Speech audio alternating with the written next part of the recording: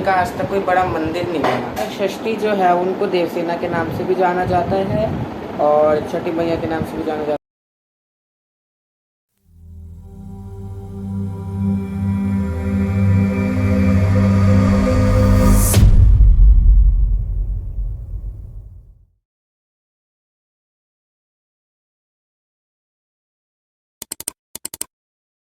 Hello guys, Radhe Radhe, जय माता दी।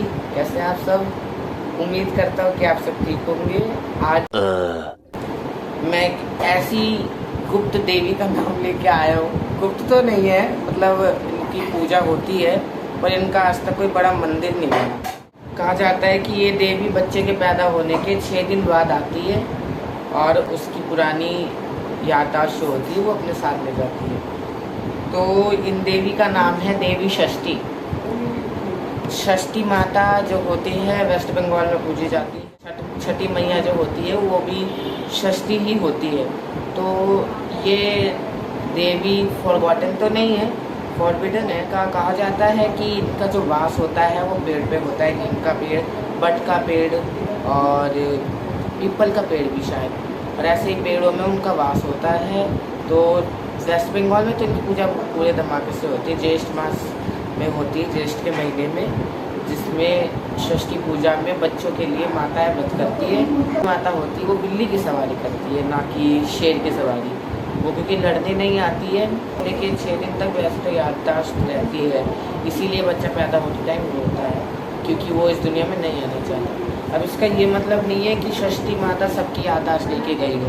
षष्ठी माता भी वो भगवान के आज्ञा पे ही चलती है। वो भगवान जिसको चाहेंगे कि इसकी याददाश्त रहनी चाहिए, पिछले जन्म में कुछ ऐसे कर्म किए हैं इसने, या फिर इसके साथ कुछ ऐसा हुआ है जिसका इसको बदला लेना, बदला तो आई डोंट थिंक कि बदला लेना जरूरी होता है। बदला तो भगवान खुद ही ले लेंगे। अगर वो चाहता है कि इसको ये चीज़ याद रहना ज़रूरी है तो वो याद रख पाता है। कुछ चीज़ें आपने देखा होगा, किसी न किसी को पिछले जन्म की कुछ बातें, किसी को, जैसे मेरे सामने यहाँ पे 2 लोग हैं। एक कहता है कि मेरे पिछले जन्म में बच्चे थे, बस इतना याद है, 2 बच्चे थे और मुझे किसी टेम्पो के सामने धक्का मार दिया था। और एक है छोटा सा जो कहता है कि मैं पिछले जन्म में लड़की था और मैं तालाब में नहाने गया था, मुझे किसी ने धक्का दे दिया। मतलब एक पर्टिकुलर चीज़ याद है, सब कुछ याद नहीं है। तो माता षष्ठी ले तो गई, लेकिन भगवान ने जितना बोला उतना ही। उनने बोला कि ये चीज़ याद रहनी चाहिए तो याद रहनी हो जाता है। वो ब्रह्मदेव की मानस पुत्री है और कार्तिकेय की पत्नी है। ये प्रकृति के छठे अंश से बनती हैं, इसलिए इनका नाम षष्ठी है। और इसलिए भी क्योंकि ये 6 दिन बाद आती है।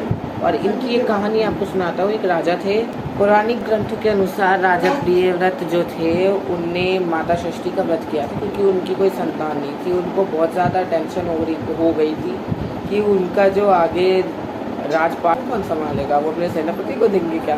तो इसलिए उनने माता षष्ठी की पूजा करवाई थी और पूजा करवाने के बाद उनको संतान की प्राप्ति हुई थी।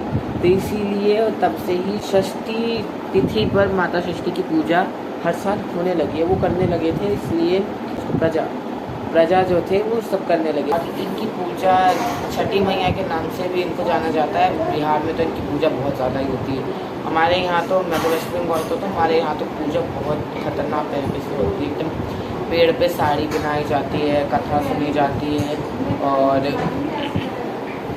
बहुत सारे फल फ्रूट्स, बाँस के पत्ते चढ़ाए जाते हैं और इतना प्रसाद और हल्दी और ये जो होता है ना कलावे बांधे जाते हैं चारों तरफ। येलो कलर की है, तो हम लोग यहाँ पे दिल्ली में रेड कलर का होता है, हमारे वेस्ट बंगाल में येलो होता है। इसमें भी येलो है बट पूरा वो येलो होता है। वो येलो कलर का धागा पूरे में ऐसे ऐसे लपेट के फिर उसको क्या करते हैं, उसको बाद में खोल लेते हैं। खोल के उसको हल्दी में लगा के बच्चे के सर पे आशीर्वाद के तौर पे लगा देते हैं। वो षष्ठी मैया का आशीर्वाद होता है।